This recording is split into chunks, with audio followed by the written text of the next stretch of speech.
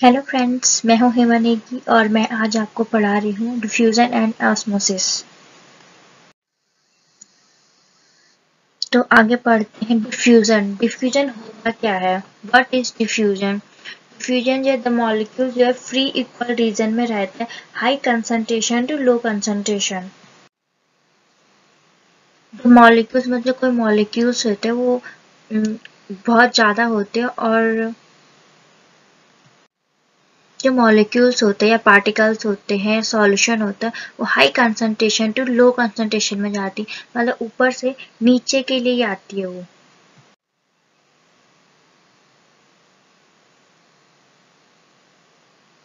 High concentration to low concentration. जैसे अगर हम डिफ्यूजन में टेम्परेचर को अप्लाई करेंगे हाई कंसंट्रेशन में, अगर हम टेम्परेचर इसमें अप्लाई करेंगे तो इसकी जो प्रोसेस है, मूवमेंट है, वो ज़्यादा बढ़ जाएगी और low high concentration to low concentration में ज़्यादा अप्लाई होगा। टेम्परेचर जो है डिफ्यूजन प्रोसेस को बढ़ाता है। अगर हम डिफ्यूजन में मतलब हाई कंसंट्रेशन में प्रेशर को इंक्रीज करते हैं, प्रेशर को यूज़ करेंगे तो इसमें स्लो प्रोसेस होगी, एंड हम प्रेशर को रिलीज करेंगे तो जो पार्टिकल्स है वो मूव करना स्टार्ट हो जाएंगे। आगे हम बात करते हैं इसमें जो है carbon dioxide, CO2, oxygen and water H2O present होते हैं और मूव इसमें क्या बोलते हैं, क्रॉस करते हैं प्लाज्मा मेम्ब्रेन को, इसीलिए हम इसे डिफ्यूजन कहते हैं। डिफ्यूजन मतलब high concentration to low concentration. Next है diffusion is spontaneous movement of molecules high concentration to the low concentration होता है एंड यूनिफॉर्म कंसंट्रेशन में। इट इज फास्ट, ये फास्टर फेज होता है गैसेस फेज मतलब लिक्विड एंड सॉलिड में। Activity, हम अब आपको एक एक्टिविटी करवाते हैं जिससे कि आप अच्छे से जान लेंगे कि ये कैसे होता है। तो एक्टिविटी बताते हैं। आप सबसे पहले एक ग्लास लीजिए और ग्लास टम्बल लीजिए और उसे क्लीन कर दीजिए, साफ कर दीजिए। फिर फ्यू बोतल, एक क्या बोलते इंक की बोतल ले लें, एनी कलर, कुछ कोई सी भी कलर होनी चाहिए, फ्लूइड होनी चाहिए मतलब लिक्विड होना चाहिए। और फिर उसमें देखिए कि आप क्या ऑब्जर्व करते हैं।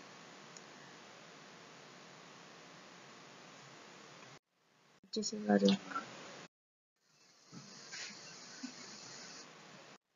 तो आपने क्या ऑब्जर्व किया है?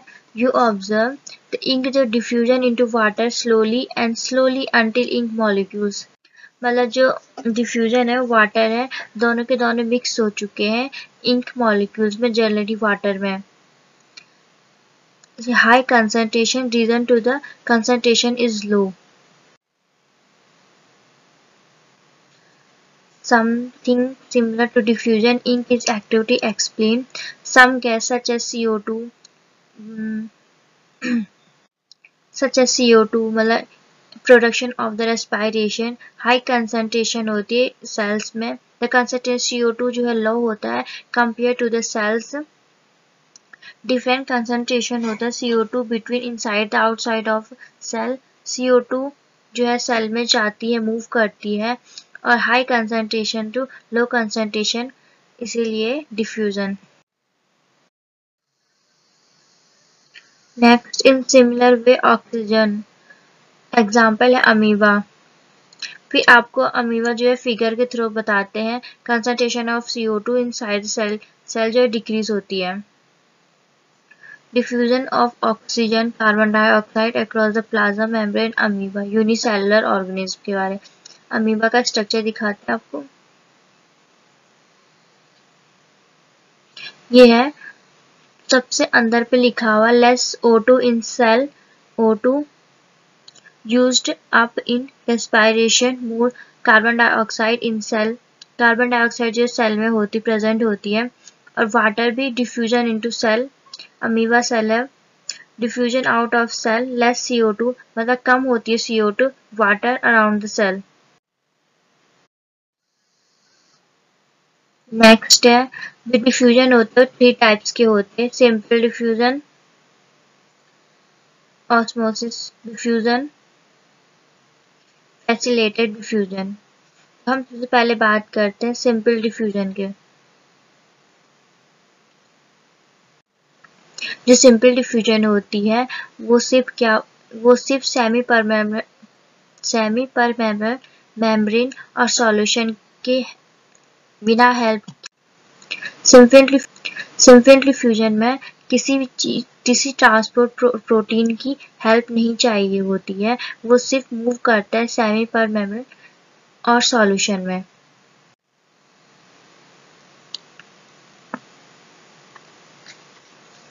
और सेकंड बात करते हैं फैसिलिटेटेड डिफ्यूजन के बारे में। फैसिलिटेटेड डिफ्यूजन में जो है पैसिव ट्रांसपोर्ट ऑफ मॉलिक्यूल्स होता है अक्रॉस बायोलॉजिकल मेम्ब्रेन स्पेसिफिक और प्रोटीन की जरूरत होती है इसमें। नेक्स्ट है ऑस्मोसिस। जो ऑस्मोसिस जो है वो उसे हम क्या बोलते हैं सिलेक्टिव परमेबल मेम्ब्रेन भी कहते हैं। ये वाटर मॉलिक्यूल से through selective permeable like as example लेते हैं प्लाज्मा मेम्ब्रेन की तरह, बीच में जैसे high concentration to low concentration होती है और हाई कंसंट्रेशन और लो कंसंट्रेशन के बीच में एक लेयर आती है, उसे कहते हैं सिलेक्टिव पर मेम्ब्रेन, जैसे प्लाज्मा मेम्ब्रेन एग्जाम्पल, इसलिए हम इसे ऑस्मोसिस कहते हैं। वही है आपको osmosis is the passage of the water of the region high water concentration through a semi permeable membrane for the region of the low water concentration. Figure में आपको बता देते हैं एक्सप्लेन क्या हुआ है। ये फिगर है। वैसे ऑस्मोसिस को हिंदी में परासरण भी कहते हैं। जैसे कि आप देख रहे हैं ए बी लिखा हुआ, इसमें शुगर सॉल्यूशन है, देन वाटर है और बीच में सेमी परमेबल मेम्ब्रेन है और water molecules at higher concentration है, sugar solution water molecules at high concentration है। देख रहे होगा high concentration to low concentration, इसमें वाटर इतना ज़्यादा हो गया है कि ग्लूकोज बहुत ही कम है।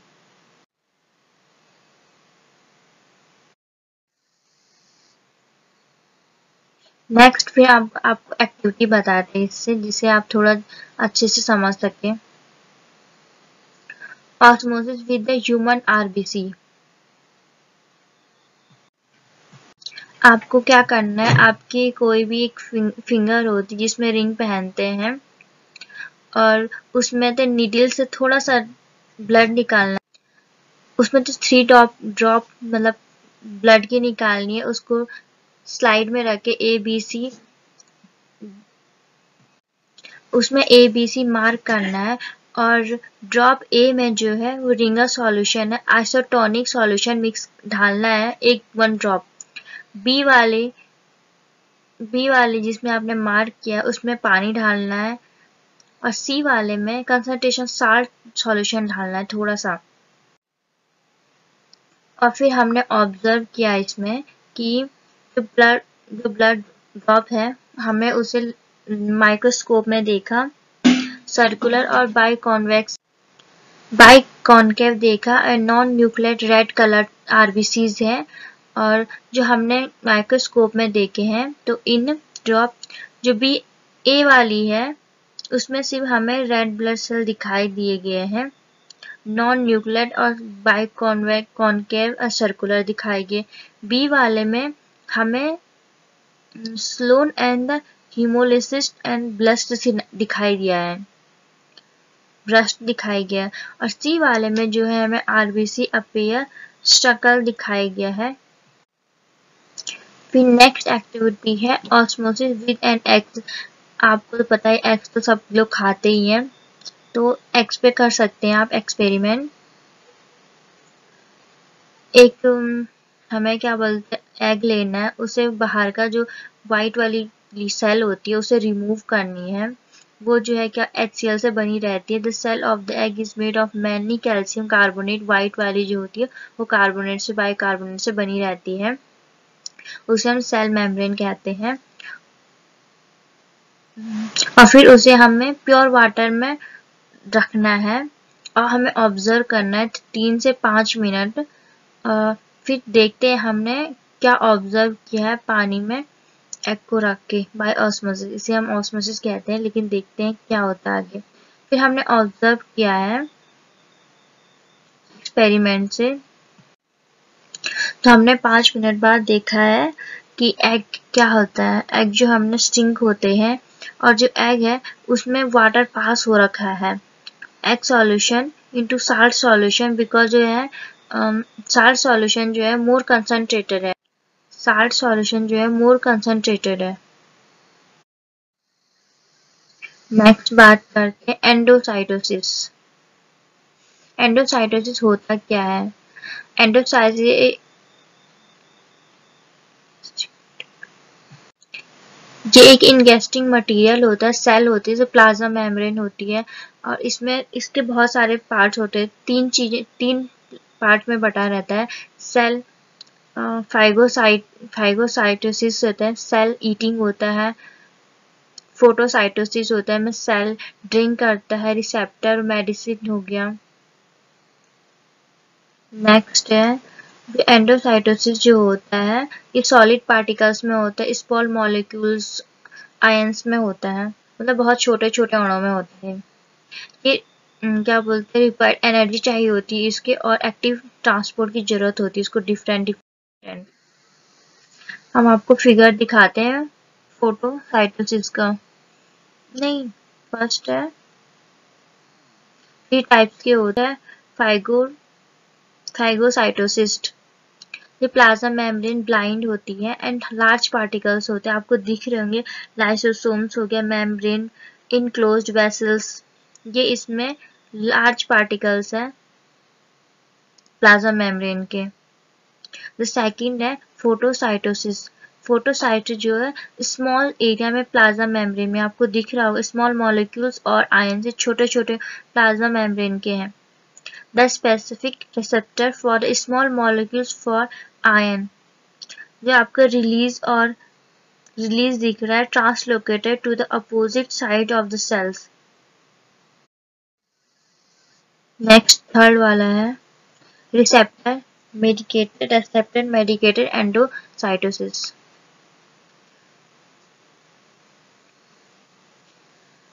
Mechanical of the cellular uptake, large इसमें लार्ज मॉलिक्यूल्स होते हैं एंड ब्लाइंड, द लिगेंड जो होता है ब्लाइंड होता है, रिसेप्टर सरफेस होता है, प्लाज्मा मेम्ब्रेन जो होता है स्टिमुलेटेड होते हैं। जैसे लिगेंड दे रखे हैं, वेसल्स इन कोटेड दे रखा है, receptor and the membrane are recycle हो जाते हैं, receptor and ligands are डिसएसोसिएटेड।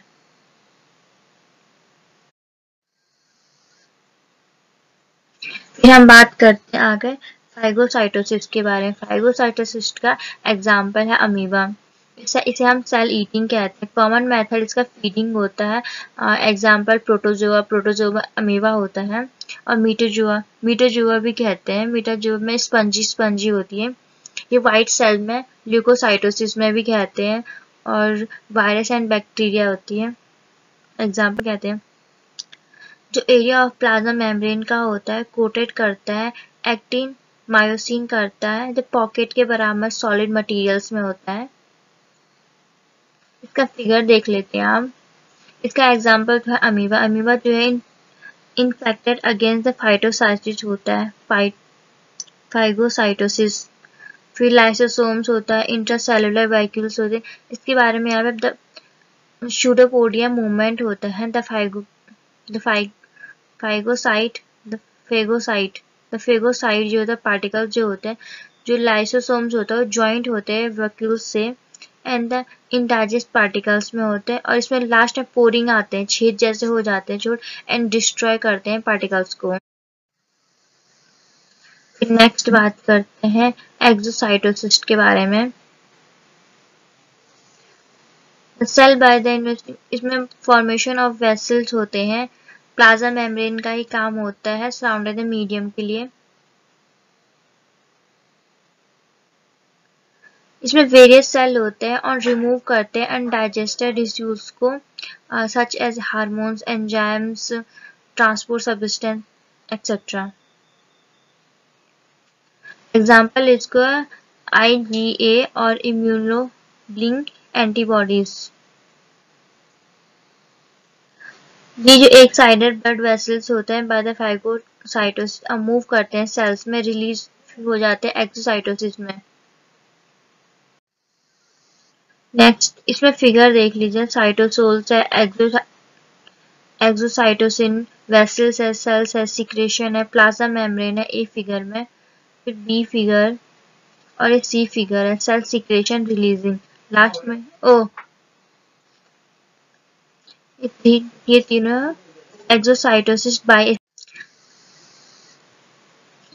The process of the exocytosis. Undigested waste होता है कंटिन्यूस, जो अनडाइजेस्टेड वेस्ट होता है जो हमसे पचाया नहीं जाता है, वो वेस्ट जो है फूड वैक्यूल्स में जाता है, सीक्रेटरी वेसल्स ब्लड में जाता है और गोल्जी एपरेटस में जाता है। सबसे पहले वो साइटोस्केलेटन में जाता है, सेल्स ऑफ द सरफेस में, फिर उसके बाद जो प्लाज्मा मेम्ब्रेन में जाता है, लिपिड मॉलिक्यूल्स में टू बाइलरी रीअरेंज हो जाता है, then two membrane are fused, जो मेम्ब्रेन होती है वो फ्यूज कर देते हैं, एंड द डिफ्यूज मेम्ब्रेन होती है वो vesicles discharge it outside the cells, जो वो है डिस्चार्ज करती है, मतलब बॉडी से बाहर निकाल देती है उसको जो फ्यूज हो चुकी है।